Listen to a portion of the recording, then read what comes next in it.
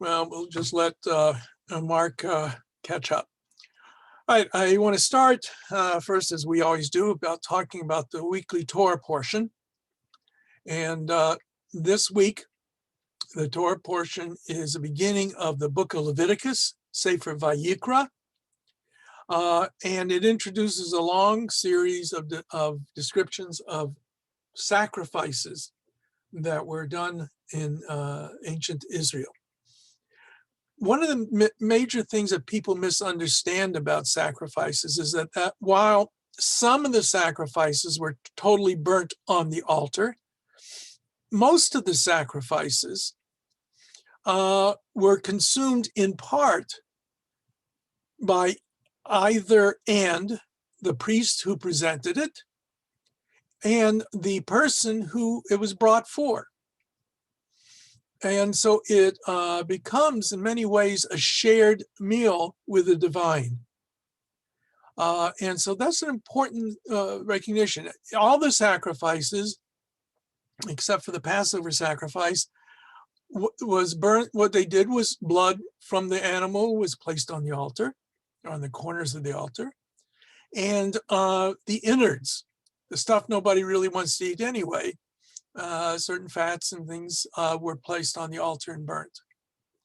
Otherwise, like I said, there were some sacrifices, for example, the shlamim, peace offering, in which the person who brought it ate almost the entire animal. Part of it was given to the priest, and the rest was eaten by the person who brought the sacrifice. And indeed, in the ancient world in general, not just in ancient Israel, people didn't eat meat, at least beef, very often, or sheep and goats and that sort of thing, because either they were valuable for work. Cows were mostly used in the Middle East for plowing and for carrying loads or pulling wagons. They didn't really raise beef cattle so much. Certain birds were eaten, yes. But when you were going to have a fancy meal and you wanted meat, often it was done in concurrence with the sacrifice. And, in a sort of a way, killing two birds with one stone, as it were. But that's important to remember. Now, how does Jewish theology today deal with sacrifices? Well, certainly in the Orthodox, let's start in the non-Orthodox world. The Reform movement in most of the liturgy eliminated any references to the ancient sacrificial system altogether. So that, for example, one of the major services on a holiday, the Musaf, the additional service, and on Shabbat and Yom Tov, I don't know if they've put it back in. There've been some changes in the Reform Siddur that I'm not completely familiar with, but they had eliminated that service altogether.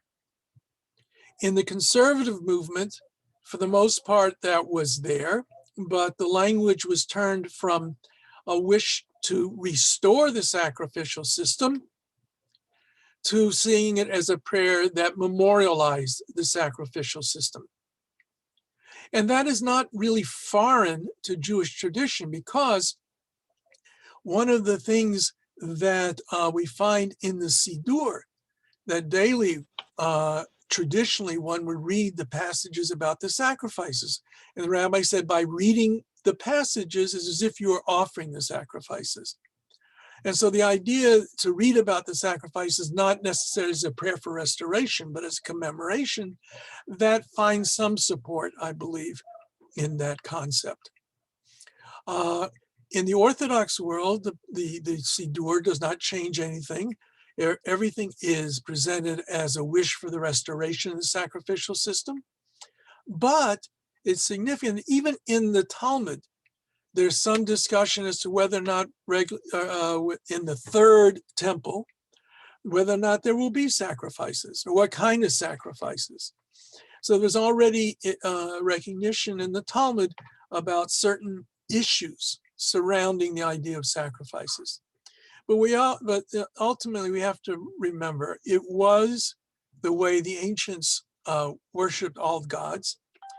I know I shared this with you before, but I'll share it with you again. Maimonides, who is very much the rationalist, who could not abide any kind of construct in which made God into any kind of physical entity.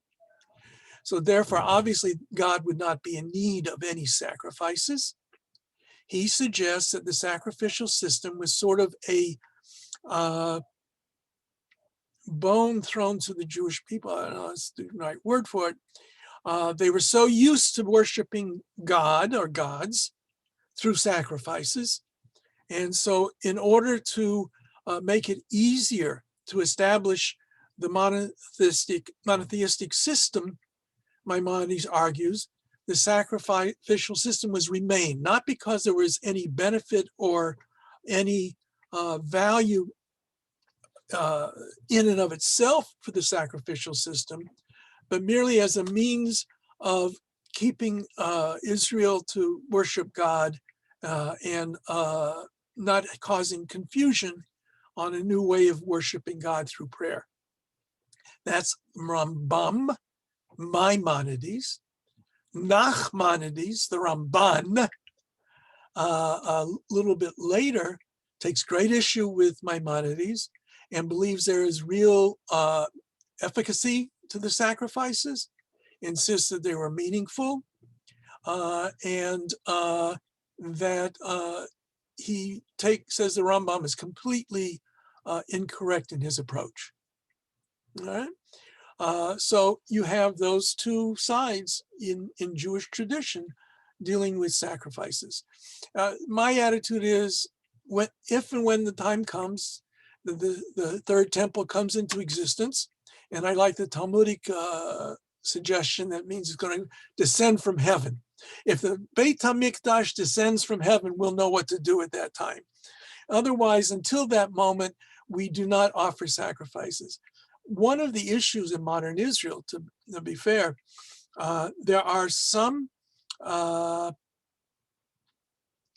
elements within the Jewish world, very right-wing, very nationalistic, religious elements, who are looking forward to the restoration of the temple, have Kohanim who have been practicing how to perform the sacrifices and all of those sorts of things, with the expectation it's just around the corner. But most of us are not so certain. And we say the Mashiach, Messiah, should come b'meira v'yameinu, should come today, if not today, tomorrow. But when he comes. When it happens, it happens. And we'll take care of it then. Okay? So this week, the next few weeks, it will be centering around the different kind of sacrifices and how they were presented. Okay? I want to continue with the last little bit of our Hebrew. We have just a few letters that we have left to finish up. Where is the screen? Document Word, where is that?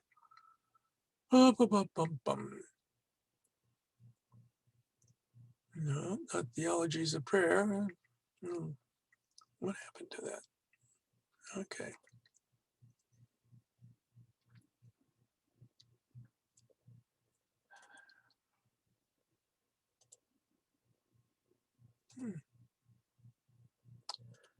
Sorry, guys, I don't know what happened to it.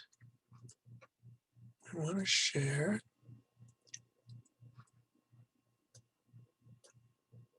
No, I didn't want to share that.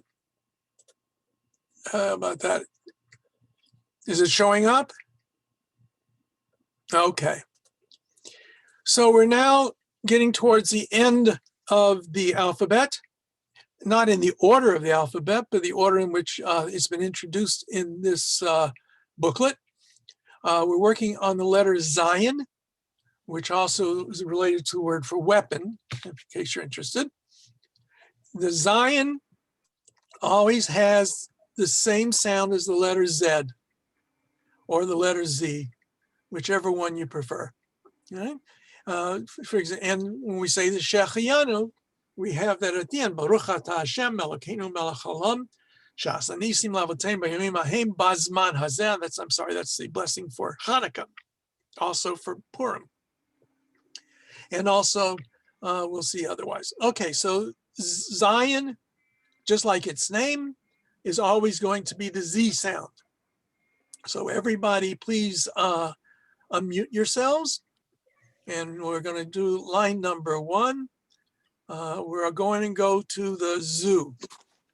All right, everybody, let's read it together. We have zoo, Zoo, zo, zo, z, z, z, z,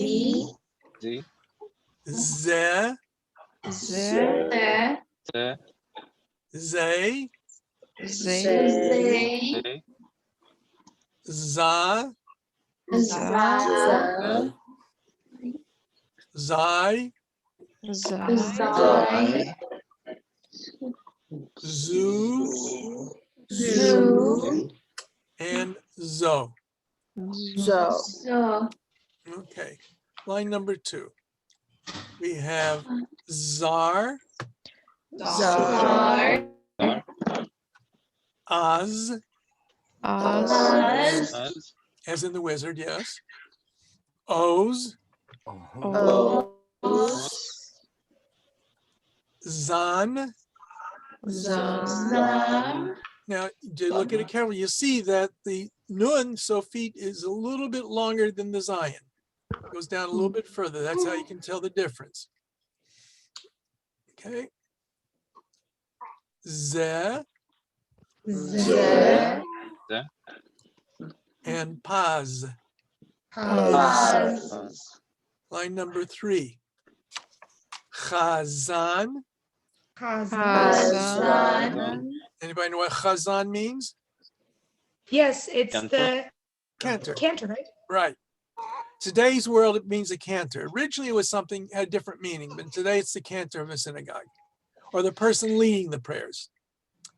Hazeh, hazeh, zot, zot, zahav, zahav, zevach.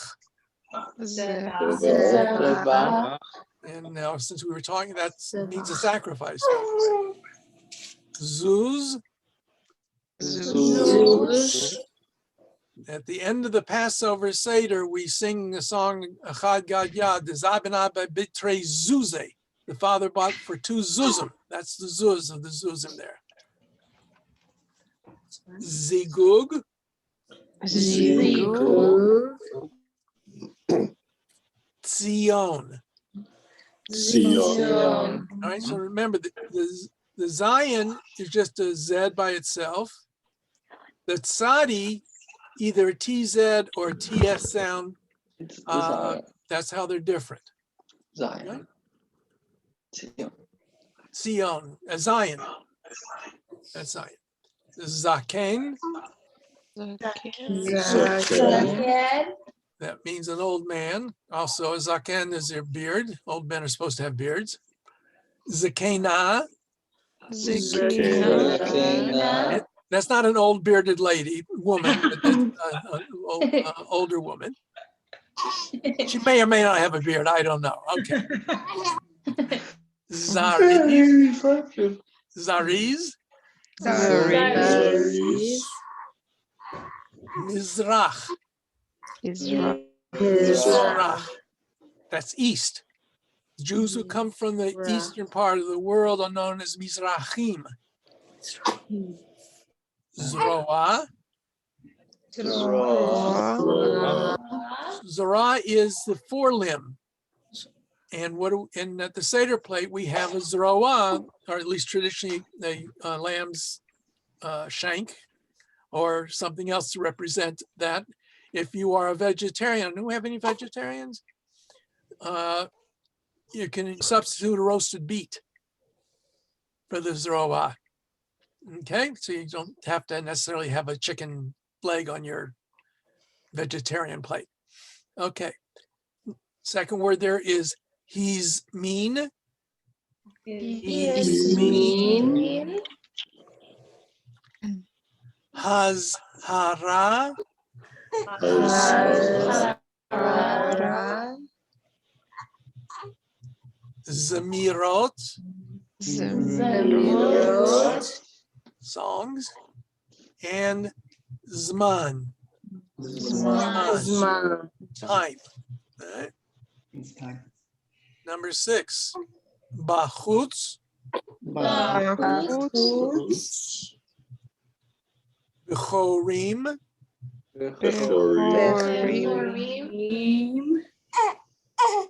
Ikur. Before. If you practice the Hebrew in front of Max, you'll be able to get that chet without any problems. Boker. Boker. Morning. You say to somebody in the morning, Boker Tov, good morning. And Boaz. Boaz. We'll meet him in the book of Ruth. Zarak. Zarak. Tzahak. Tzahak. Rotzeh. Rotzeh. Razeh. Razeh. And Zechut. Zechut. Zechut. In the merit. All right. Okay, we're about to finish everything here. We have gone through all the letters of the alphabet. And appropriately, we will read the bracha that we say on the first night of Hanukkah and all of the holidays. So let's read it together. We say Baruch. Baruch. Atah. Atah. Adonai. Adonai. Eloheinu. Eloheinu. Melech. Melech. Ha'olam. Olam. Shehecheyanu. Shehecheyanu. Vikimanu. Vikimanu. Vihigianu. Vihigianu. Lazman. Hazeh. Okay. Very good. Now let's see, that's I sent this out to you guys. You should get an email from me tonight with an essay about comparing two approaches to the theology of prayer. All right, let's see. I stopped sharing this, but okay, there we are. Since we're going to have the Seder in a couple of weeks, I thought we'd give you a little bit of practice on a couple of things from the Seder. This is the Manish Tanah. Who says the Manish Tanah at the Seder traditionally? The small children.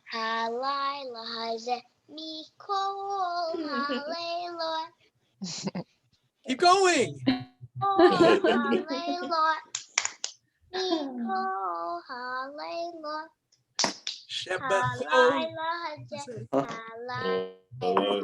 Good job. Oh, you skipped the full lines. Wait. You skipped a little bit. Yeah, Manish Tana Halayla Hazeh Mikol Halelot. Right? That's how we used to say it all the time. Shebechol Halelot Anu Ochlim Chametz Umatzah Halayla Zeh Kulo Matzah. Shebechol Halelot Anu Ochlim Sha'ar Yerakot Halayla Hazeh Maror. Shebechol Halelot Ein Anu Matbilin Afilu Pa'am Echat Halayla Hazeh Shetei Ve'amim. And the fourth one is Shebechol Halelot Anu Ochlin Ben Yoshvin Ben Misubin Halayla Zeh Kulanu Misubin. Okay, now everybody, we're going to read it together. All right. So top line, we're going to read it, even though I know there's those out there who knows how to sing it. Okay. All right. So let's try it. Ma nishtana Nishtana. halayla hazeh Azeh. mikol. Mikol. Right. And the last word is whoops. Halelot. Halelot. Okay, the words, a lot of these words will keep repeating themselves. So you're okay. You get ahead of the game already. All right. Shebechol.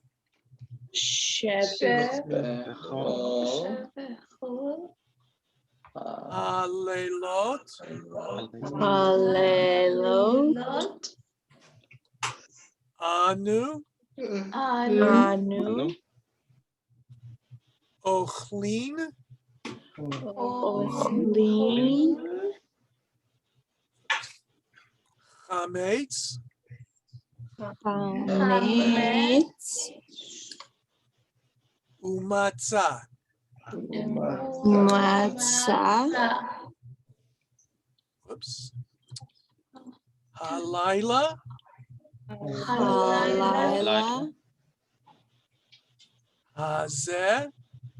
Hazeh. Kulo matzah. Okay, kulo, let's read it. Kulo Kulo. matzah. Matzah. Okay, I'll let you practice this for next week, all right? So if you want to learn how to sing it, let's sing it. All right. Who's my voice there to singing it? What's her name? I forgot. My singer, what's her name? It's Eva. Ira? Eva. Ira. Okay. Man nishtana halayla hazeh mikol halelot mikol halelot halayla hazeh halayla hazeh. We haven't gone to the next one. Shebechol halelot anu ochlim chametz umatzah. Chametz umatzah, halayla hazeh, kulo matzah, halayla hazeh, kulo matzah. Shebechol halelot anu ochlim she'ar yerakot,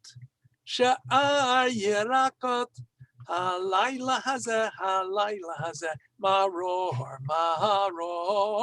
Halayla hazeh, maror. So that goes away the rest of it. Okay. Okay.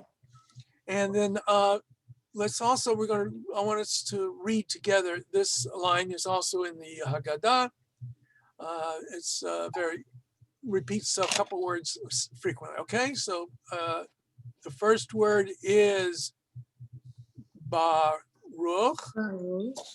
Baruch. Hamakom. Hamakom.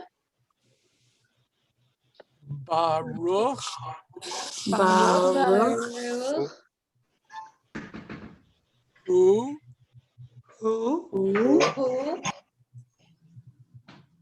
Baruch. Oops. Here we go. Shenatan.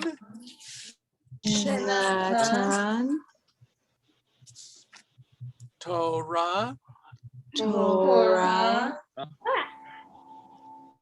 Le'amo.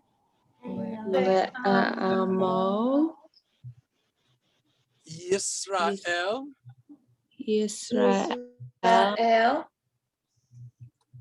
Baruch. Who?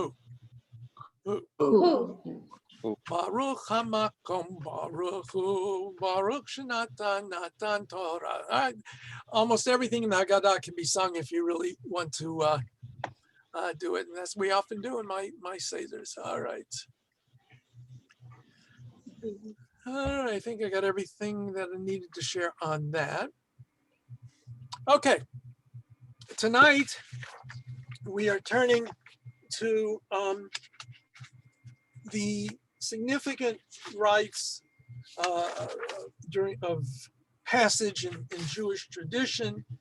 This week we're supposed to,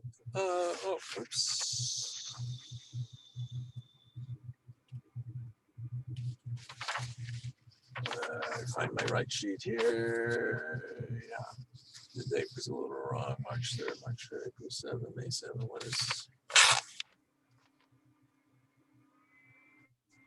Okay. I know the dates were wrong in this sheet. Okay. So we were supposed to, tonight we talk about the, I'm sorry, I'm just double checking because I got the 14th and 28th.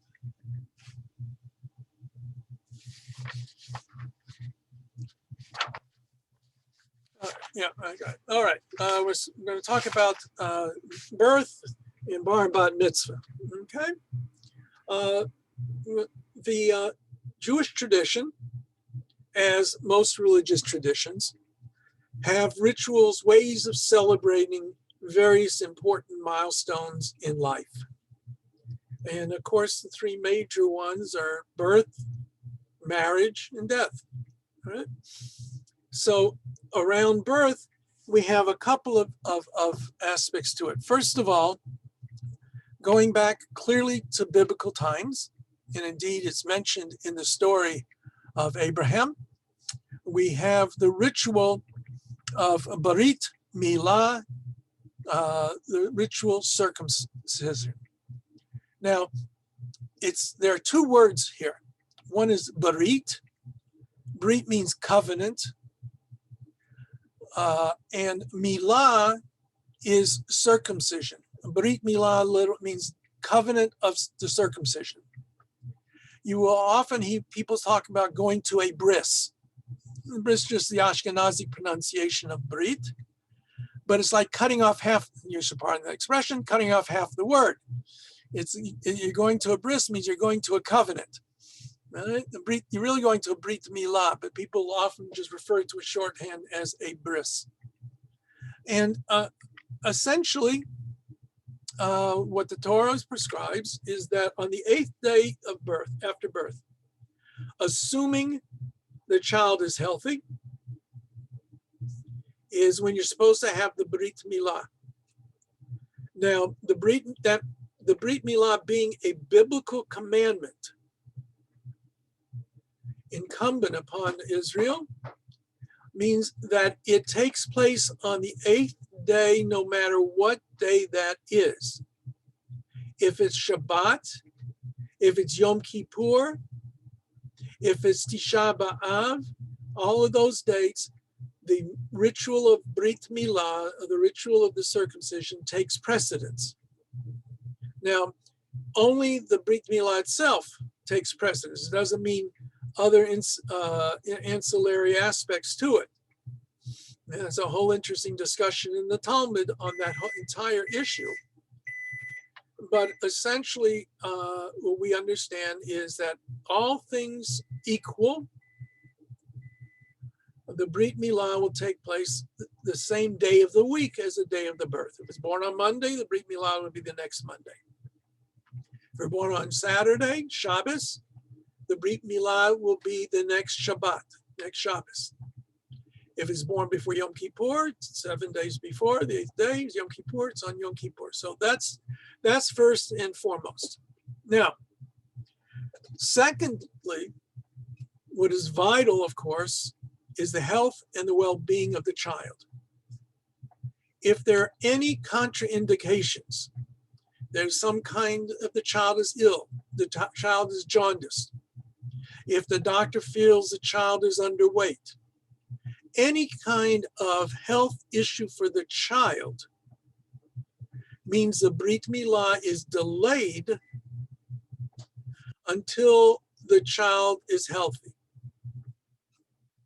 And already in the Talmud, they discuss what obviously was most likely issues of hemophilia, that if two children had died as a result of the circumcision, you don't necessarily circumcise a third boy. You have to wait and see what the story is going to be.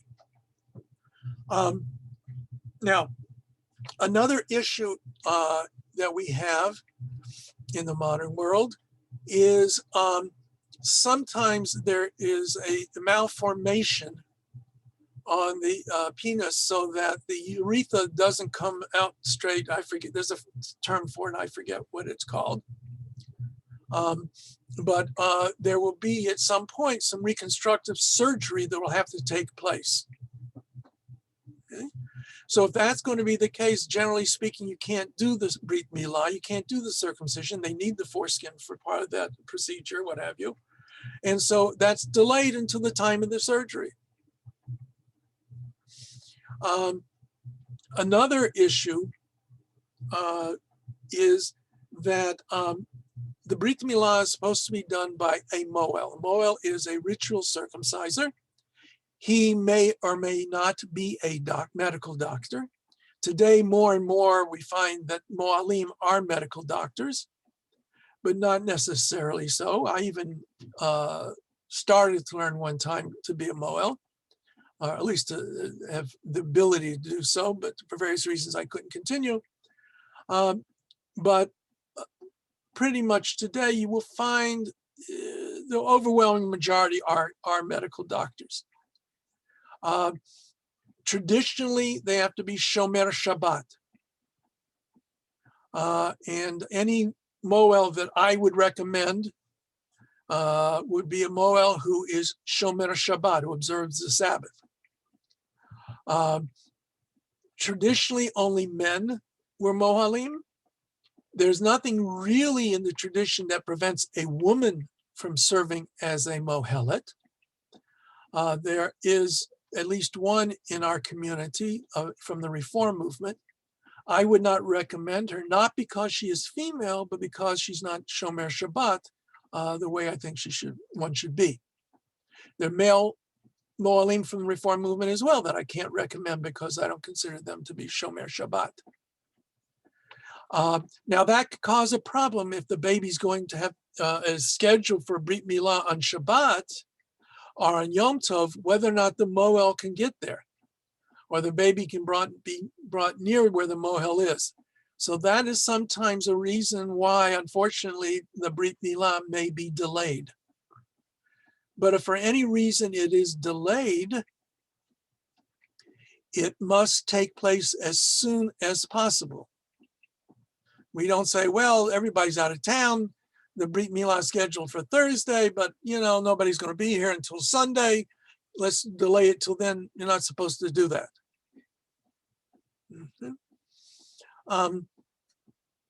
So everything being equal, the baby is healthy.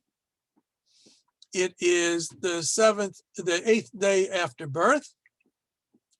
The brit milah will take place. Now there's another little problem though.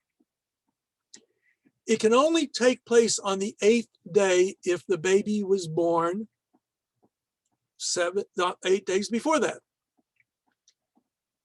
If the question comes in, the most serious problem is towards nightfall, when you're not necessarily clear as to whether it is still Monday or Tuesday, because it's just around sunset time. That's not really a big issue. If the baby were born late Monday, right near sundown, so we do the brit milah on Tuesday without, that's not really an issue, unless you know for sure it was born on Monday. Where it comes to be an issue is when a baby is born just before Shabbat begins, or just before Shabbat ends. If the baby is born on Friday, the brit milah would take place on Friday. If the baby were born on Saturday, Shabbat, the brit milah would take place on Shabbat. If it's born on Sunday, it would take place on Sunday. But if you're not sure, and it's right around sunset time, when it could still be Friday or it could be Shabbat, In that case, we delay the brit milah until Sunday. Because since we can't be sure that's the day that the brit milah is supposed to take place, we can't do it on Shabbat. Similarly, if the baby's born right at nightfall Saturday night, we can't be sure if the baby were born on Saturday Shabbat or the baby was born already on Sunday. And you know, if it's 10 minutes before sunset, the doctor says the baby was born and looks at his watch or looks at the clock and says 8:12 p.m., you can rely on that, okay? But if he looks at his watch and it's 8:12 p.m. and sunset is at 8:10, well, you know, just when he gets around to looking at his watch, that doesn't, or the clock, that doesn't mean the baby was born exactly at that moment, right? So we can't rely on that kind of thing. Adi asking about time watches and all of that. Good luck with that. Have you been present for a baby's birth, Adi? I've been it 3 times. No, I haven't. Yeah, okay. Okay, thank God, all 3 of my kids, I was there, Baruch Hashem, to be able to see it. I don't know exactly what time it is. Who's going to bother with a stopwatch? I mean, if you're sure going to have somebody filming the whole thing, well, maybe it might be on that, but you know. So generally speaking, we don't not go that direction. Thank you. Right? Mhm. All right, so what transpires? Okay, so now the baby is healthy. It is the 8th day after birth. The moil is present, whoever your moil is. Normally what takes place is this. The moil will come either earlier in the week even, or just that day. Take a look at the baby or ask you to make sure that your pediatrician takes a look at the baby and make sure everything is okay, that there are no issues.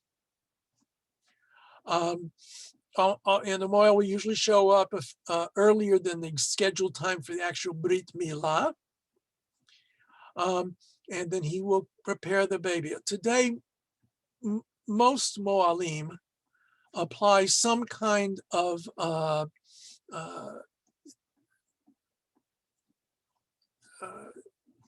Anesthetic? anesthetic, a local anesthetic, not a shot, but I think emmeline they call it, to Okay. make to On the skin, yeah. Yeah, on the skin. That doesn't necessarily mean it's going to be 100% effective, but it does make a big difference from what I've experienced. And also, what I've experienced is the baby starts crying as soon as the diaper is opened. The doctor hasn't done anything. The baby's already crying. You know, that they don't like the cold air. They don't like being exposed to it that way. So anyway, so the baby's prepared in advance, various ways. Different moalim have different things that they do. Someone is usually given the honor of bringing the baby into them, assuming we're not in this pandemic world in which we are in today. So the baby's brought into the room by, there's a Yiddish term that we use, a kvater. Kvater means to bring the baby in. Usually a male, female, somebody that you want to honor with that way. You can honor them with they pass the baby around one to the next and they bring it in. The baby is sometimes given right straight to the moil, or the person bringing the baby in puts the baby on a cushion on a chair. The chair is said to be Kisei Eliyahu, the chair of Elijah. Elijah, the prophet, is attend to all brit milot, brite milah, excuse me, britot milah, get the correct. So there are certain formulas that are recited by the moalim at this time, quoting various things. So then the baby is placed usually on a table. Then another individual is given the honor of being the sandik. The sandik, if you want to call him in English, a godfather, it's an honor often given to the grandfathers, often given to somebody you really care, teacher, somebody's important in your life. Depending on the moil, the sandik has a real job. Traditionally, what they do is they have to hold the baby's legs down during the brit milah. So they have to be capable of doing that. Now, some moalim will use a frame that the baby's strapped down on, and boy, did the kids hate that. But then the sandik is merely there for show. All right. And so the foreskin is brought forward. Then a shield, a magain, is placed so that it holds the foreskin. I'm giving you the full details. Those who don't want to listen, put your hands over here. To protect the corona, the penis. A lot of moilim today use what is known as a mug and clamp. The mug and clamp was invented by a modern Orthodox doctor, Moyle, which allows, it's really a clamp. And if you did nothing, that would really cut off all circulation to the foreskin and would fall off by itself eventually in a little bit of time. Some Orthodox rabbis don't like it because it does cut off the blood flow and they want to have dan brit. Some moilim will put a little tiny nick in the clamp so that there's at least a little bit of tissue that is not closed down completely, so there'll be some bleeding. There's almost always some bleeding no matter what. The older style was just, it was a piece of metal with a slit in the middle, different sizes depending upon the nature of the child's foreskin, that would hold it in place. And then it's got 1, 2, 3. It doesn't take very long. The moil says a blessing on the act of brit milah, and the father says a blessing following the brit milah, lachniso bevrito Avram Avinu, entering the covenant of Abraham our father. In the ancient world, there was concern that there should be no infection. Well, we concern too, there should be no infection, but they used to believe if you drew the blood out, that would help prevent infection. And so they have what was called mitzvah. Mitzvah means drawing out. They used to do it, the moilim used to do it by mouth. That is done, almost no one today does that. And there was a whole big to-do in New York a few years ago because some moilim did and some of the kids got sick. Most doctors either, they put a little like a pipette or something over and they suck on that and gives a little bit of a vacuum to pull up some of the blood.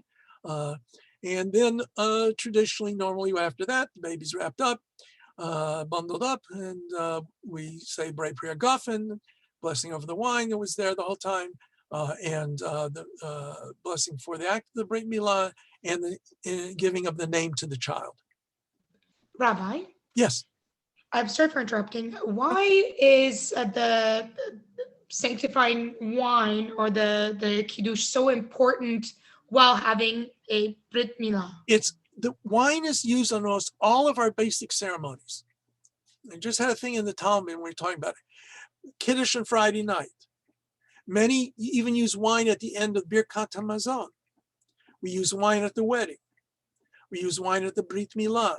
We usually have wine at the Pidyon HaBen, although it's not necessary there. When we, in Shabbat, Havdalah, we use wine. Okay, so because of the nature of wine in the ancient world, how important it was, probably gave rise to the idea that we prefer to have a ritual, having wine as being part of that ritual. And good question. Now, during the course of the Brit Milah itself, usually the father or somebody else take a cloth or take a little bit of gauze pad and you dip it in the wine and you put it in the baby's mouth. That's the one time you're supposed to use sweet wine, because they like the sweet wine, the baby. I don't like sweet wine, but babies seem to prefer it, not a nice dry Cabernet. And sometimes they will suck on it and it helps a little bit. And that's their first introduction to a little bit of Kiddush wine. I'll come back to the name in a minute because I want to talk about the ceremonies surrounding the birth of a daughter, and then we'll talk about names and naming. Now, very clearly in the ancient world, I'm not going to make any apologies, the desire was for male children. It goes back into ancient reality of farming and everything. You have the guy going out there pulling the plow or pushing the plow and all those kinds of things. You didn't have to worry about the dowry that was brought in the marriage and all kinds of other things. And so I won't say that there's not some aspect of that in the realia of our ancient practices. There was not an equal ceremony for the birth of a daughter. What there was the idea of naming the daughter. And the first time the Torah is read was the idea that that's when the baby would be named. And in some communities, if the baby was born early Monday morning, the father might run off to shul afterwards, and the baby's named, and end of the story for welcoming the daughter. Okay? Today's world, most people don't like to do it that way. And so in general, the naming of the baby is delayed, held often on Shabbat, when the bigger crowd would be at the synagogue, when people could come, when the mother can be there with the baby. And especially in non-Orthodox circles, they have extra stuff that to make it into a little bit more of a festive celebration, and you have a kiddush or something like that afterwards to celebrate the birth of a daughter. Now, also, although nothing has really become a standard activity, there were attempts and have been attempts to come up with some kind of ceremony for the birth of a daughter, giving it a little more import. You will find that the rabbis have different ceremonies that they've used. I had to be honest with you, when my daughter was born, we had her baby naming on Shabbat when everybody was there. We also dressed it up. Her older brother, Olive, a little over 2 years old, we pushed her down the aisle in the shul to bring her in. And we had some special things that we did to dress it up. Some have a ceremony with candles at home. There are all kinds of things that are done. And I recognize the desire, and even some of the Orthodox world have sought to do something as well. So, depending on your synagogue and your rabbi, what they do for a daughter, at least minimally the Torah, usually at least on a Shabbat when people are there and the bigger crowd and everybody can come and celebrate, is the way it's done for a girl. And after the aliyah to the Torah, if it's a traditional synagogue, if the father has an aliyah, if it's a synagogue where women have aliyot, or the couple has an aliyah, then they have a special prayer, the Misha Beirach, in which they name the baby girl. Now, names. The Bible makes very clear, and in Jewish tradition it was very clear, that names were significant. All of the biblical figures have names that signify something about them, about their nature, who they are, or who they are destined to be. That's why some want to think that the names came in after, Alexander the Great wasn't called Alexander the Great when he was born. After he did some conquest, and he becomes Alexander the Great. All right, but the idea of naming a child was thought to have significance, and to name a child after somebody was also considered to be very significant. Now, in Ashkenaz and in the Sephardic world, very frequently, the firstborn child, male child, would be named after the father's father, after the paternal grandfather. And in Sephardic circles, even if the paternal grandfather is alive. Second child would then be, a boy would be after the maternal grandfather. Again, even whether he's living or dead. Ashkenazim did not like to carry on that tradition that way. We know that in the Mishnah, it records Rabbi Shimon ben Gamliel, Gamliel ben Shimon, Shimon ben Gamliel, Gamliel, a whole series of rabbis, father, son, father and the son have the name, and the grandson has the same name as the grandfather, very clearly. And I don't think they were all dead when they named him. But Ashkenazim had a little more superstitions and stuff, and they were worried maybe the angel of death, when he's come looking for Chaim Yitzchak the older, might mistake Chaim Yitzchak the younger for the older, so therefore we don't name after living relatives. Is it forbidden? No. Is it done? Not very often, but it has been done. You consult your rabbi if that your desire. Now, for a long time, already we know during the era of the Maccabees, during the time of Hanukkah, Jews often had both a Hebrew name and a secular vernacular name. A number of the Maccabees had both Hebrew names and Greek names. Some of the rabbis had both Hebrew and Greek names. Now, what is the relationship between the two? That depends. You can choose a name in English that has the same meaning or same as the Hebrew, or you don't. What we,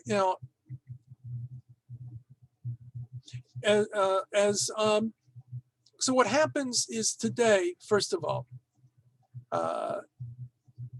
you're really free to do what you want. They're rarely going to find somebody who's going to tell you can't do it. Well, if you want to name after a living relative, you might have some problems in the Ashkenazi circles. All right. But other than that, pretty much, as long there's names that are maybe female, maybe male names that are Simcha, for example, is used both for males and females. But otherwise, there aren't too many names. Sometimes they want to name a girl after a male, and the male's name was David, for example, and they will use a female form of that, Davida. Baruch is the name, or Bracha for the female. There are names like that that are available. And people will sometimes name the English name using the same letters, i.e. if it begins with B, in Hebrew, a bet, but they'll have a name in English with a B. For example, Baruch and Bernard. Although Bernard is actually means blessed, if I recall correctly. So that's the same. Benedict. Not that too many kids will be called Benedict today, not in Jewish circles. But Benedict means blessed. So that's a translation.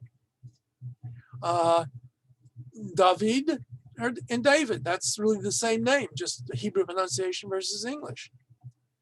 Or David and Dwayne. All right, or Devorah and Doris, all kinds of combinations. And people will come, when I was in the pulpit, people would come to me and say, Rabbi, I want to name my son after his grandfather and his grandmother. And the grandfather was Shlomo, and the grandmother was Devorah. Can I name him Stanley Dwayne? Stanley for Shlomo, Dwayne for Devorah, and I say, you can do what you want. After all, there's no law insisting they have to be the same name. And if they're happy, they're happy. I'll be honest with you, what we did with my 3 children is we chose Hebrew names that we thought that could be pronounced in English without too many problems, although the spelling sometimes causes issues. So we have an Eitan Moshe and Tamar Malka and Ari Shmuel. And part of the names were after relatives, part of the names were not. So that's what is done. So now, traditionally, the boy would be named at his brit milah, the girl at the ceremony, either the Torah reading or if they have an at-home ceremony. Adi asked about naming somebody who's converting to Judaism. One of the things that you do before the conversion ceremony is you have to pick a name. You can pick a name that is the same sounding as your name. You can pick a name that has the same meaning. You can pick a name that is just something that you want to pick. There was a tradition that men would use Avraham and women would use Sarah, the first 2 Jews, Abraham and Sarah. Traditionally, a convert is known as, let's say he chose the name Abraham. His Hebrew name would be Avraham, Abraham ben Avraham, the son of Abraham. Sarah bat Avraham, Sarah the daughter of Avraham. If you want to use both names, father and mother, Sarah ben bat Avraham v'Sarah.